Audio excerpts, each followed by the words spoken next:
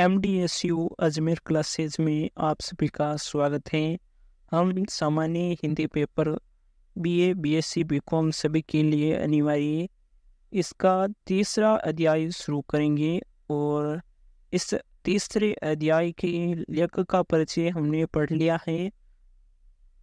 इस कविता का नाम है भारत वंदना और अन्य नाम भी इसका मातृभूमि है और इसके लेखक हैं मैथिली शरण गुप्त।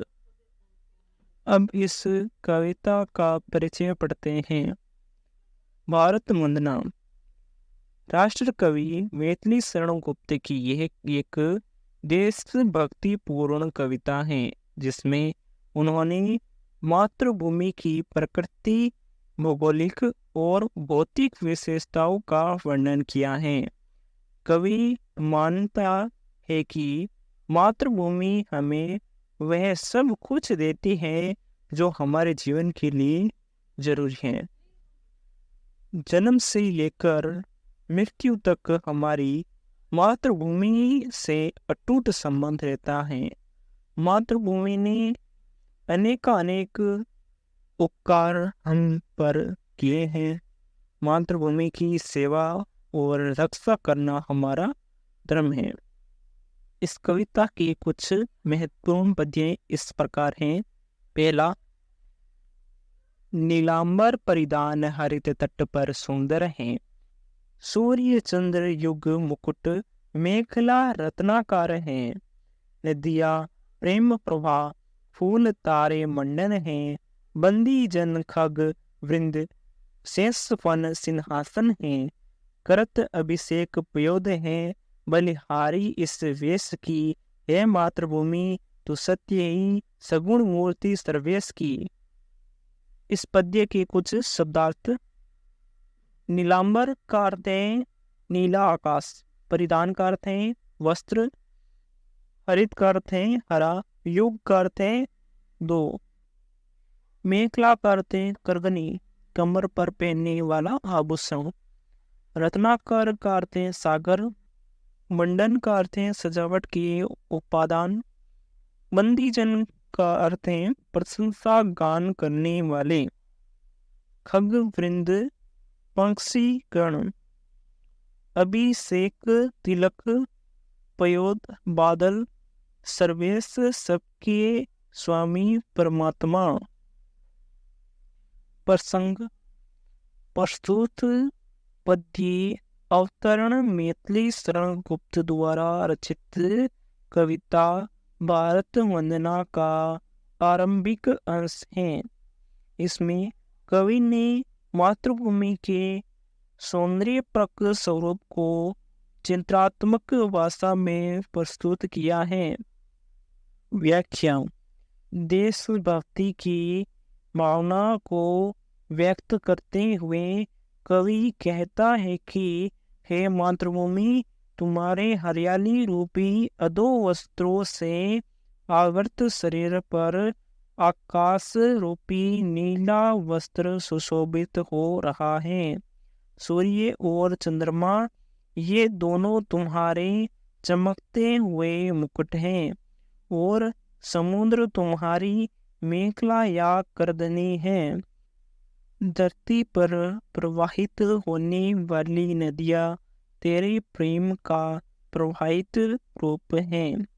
भाव यह है कि नदियों में बहता हुआ पानी मातृभूमि के हृदय में उमड़ने वाला प्रेम है जो सभी मनुष्य को सहज ही सुलभ होता रहता है।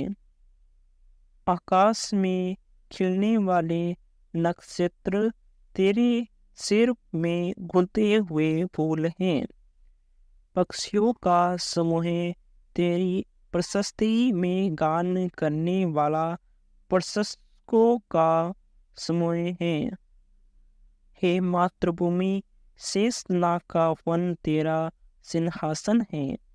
इतना ही नहीं, बादल जल बरसाकर तुम्हें स्नान कराते हैं। हे मातृभूमि, तुम्हारी ऐसी आकर्षक और रमणीय छवि पर हम न्यौछावर हो जाते हैं। इन प्राकृतिक उपादानों से सुसज्जित होने से तुम वास्तविक अर्थ में सगुण साकार परमेश्वर की प्रतिमूर्ति हैं। विशेष पहला मातृभूमि के आकर्षक स्वरूप को बिंबमय भाषा में प्रस्तुत किया गया है। दूसरा, देशभक्ति की भावना का स्वर प्रमुख है, शब्दावली तत्सम प्रदान है। तीसरा, यह कविता छप्पे पे छंद में रचित है। इसके 4 चरण रोला के और अंतिम चरण उलाला छंद के हैं। पद्य 2, जिसकी रज में लोट लोट कर बड़े हुए हैं, घुटनों के बल सरक सरक कर खड़े हुए हैं, परमहंस सम बाल्यकाल में सब सुख पाए, जिसके कारण धूल भरे हीरे कहलाए। हम खेले कूदे हर्षयुक्त जिसकी प्यारी गोद में, हे मातृभूमि तुझको निरख मगन क्यों ने हो मोद में।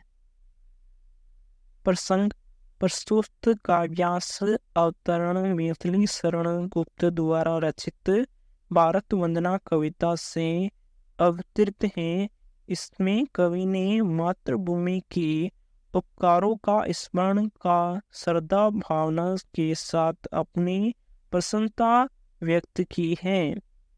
व्याख्या, कविवर गुप्त कहते हैं कि हे मातृभूमि, हम जिसकी धूल में लोट लोट कर बड़े हुए हैं और घुटनों के बल सरक सरक कर खड़े हुए हैं, जिसकी गोद में खेलते हुए हमने परमहंस बाल योगी की तरह बचपन के सारे सुख प्राप्त किए हैं, और जिसके कारण हम धूल से सने हुए हीरे अर्थात श्रेष्ठ पुत्र रतन कहलाते हैं।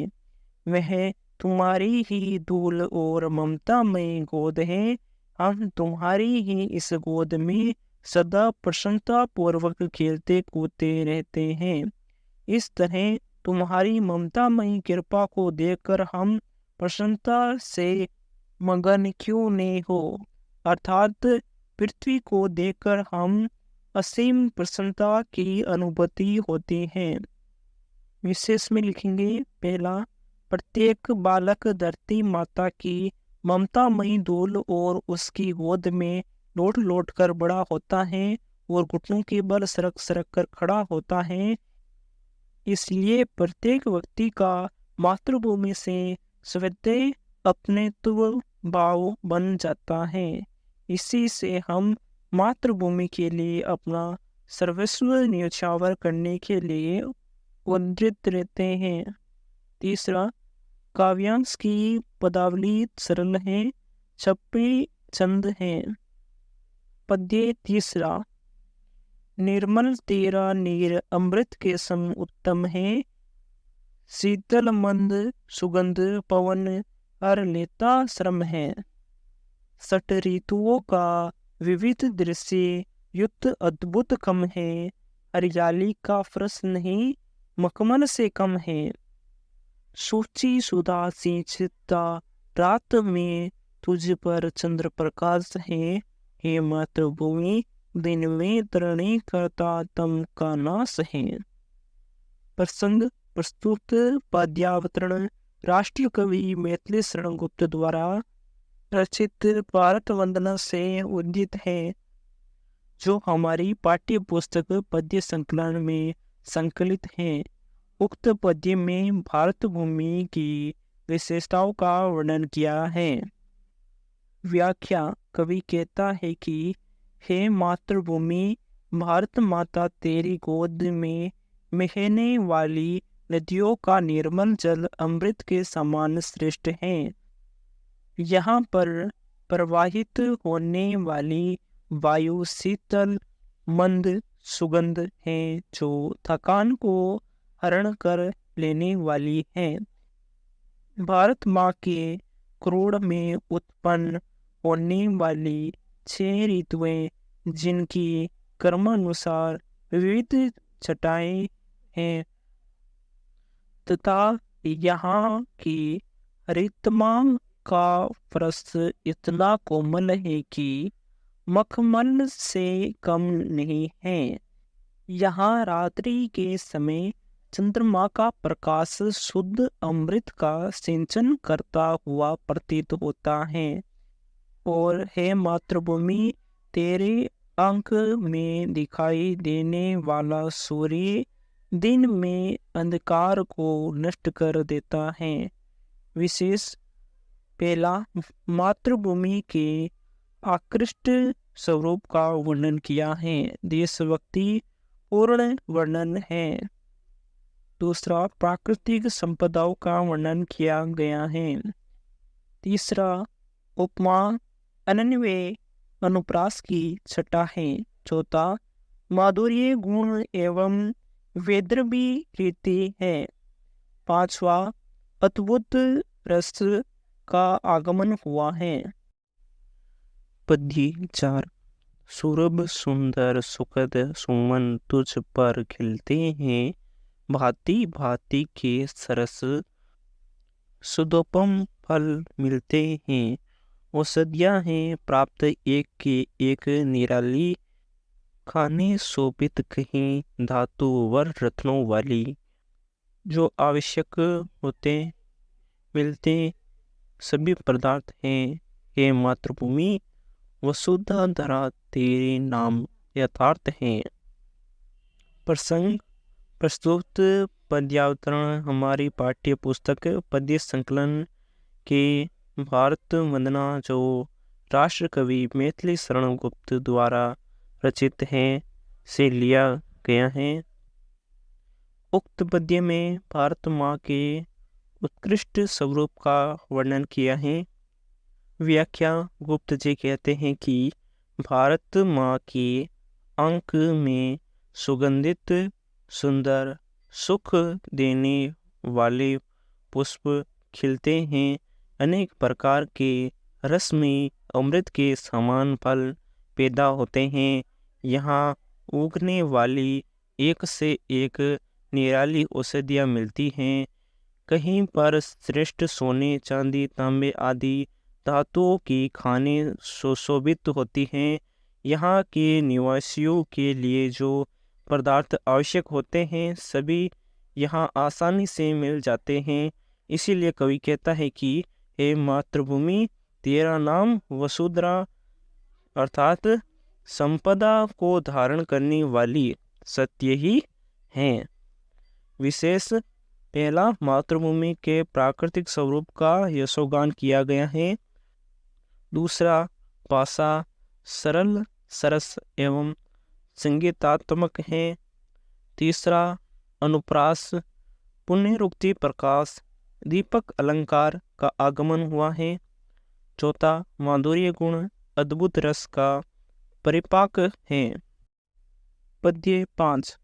समामयी तू दयामयी है, सेममयी है, सुधामयी वात्सल्यमयी तू प्रेममयी है। विभवशालिनी विश्वपालिनी दुख हरत्री है। भय निवारणी शांति कारिणी सुख करत्री है। हे शरणदायिनी देवी, तू करती सबका त्राण है। हे मातृभूमि, संतान हम, तू जननी तू प्राण है। प्रसंग प्रस्तुत पद्य अवतरण हमारी पाठ्य पुस्तक पद्य संकलन की भारत वंदना से उद्यत है। इसमें राष्ट्र कवि मैथिली शरण गुप्त ने भारत भूमि और यहाँ के निवासियों के माँ और पुत्र जैसे रिश्ते को जाहिर किया है। व्याख्या कवि कहता है कि हे भारत माँ, तुम क्षमा प्रदान करने वाली हैं, दया बिखेरने वाली तथा कुशलता और सुख प्रदान करने वाली हैं।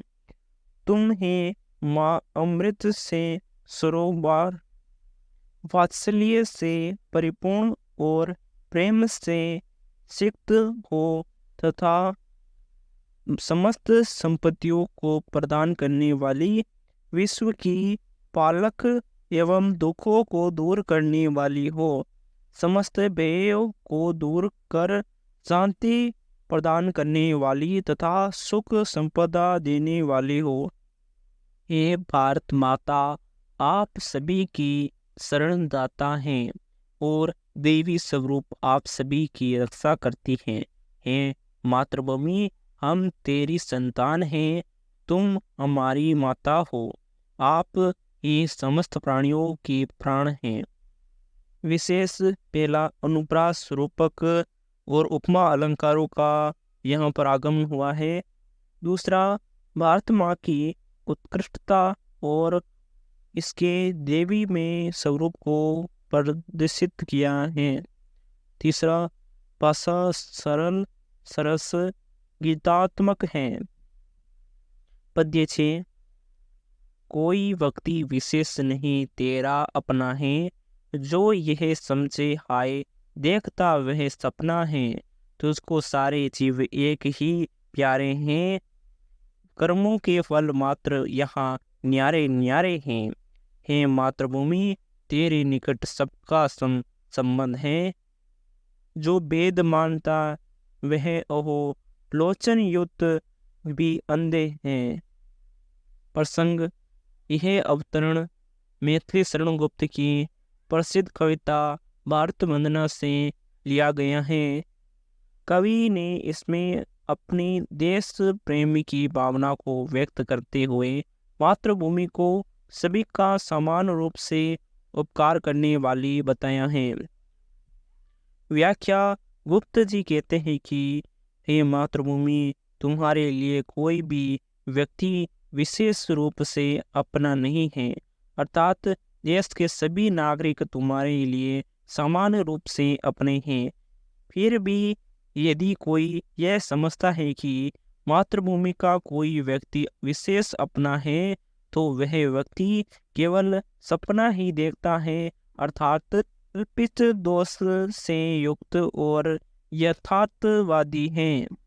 हे मातृभूमि, तुम्हें इस देश में रहने वाले सारे जीव समान रूप से प्रिय हैं।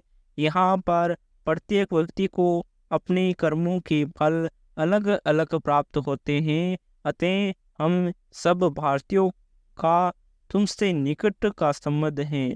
फिर भी जो व्यक्ति वेद मानता है, मातृभूमि से अपनेत्व स्थापित नहीं करता है, ऐसा व्यक्ति आंखों वाला होकर भी अंधा है। भाव ये है कि मातृभूमि सभी नागरिकों का समान भाव से उपकार करती है, अतः हम सभी को मातृभूमि के प्रति अपनेत्व भाव रखना चाहिए। विशेष पहला, कवि ने भेदभाव की भावना रखने वाले व्यक्तियों का व्यंग्य किया है और उन्हें अविवेकी बताया है। दूसरा, शब्दावली सरल है, अनुप्रास और विरोधाभास अलंकारों का भी प्रयोग यहाँ पर हुआ है। धन्यवाद।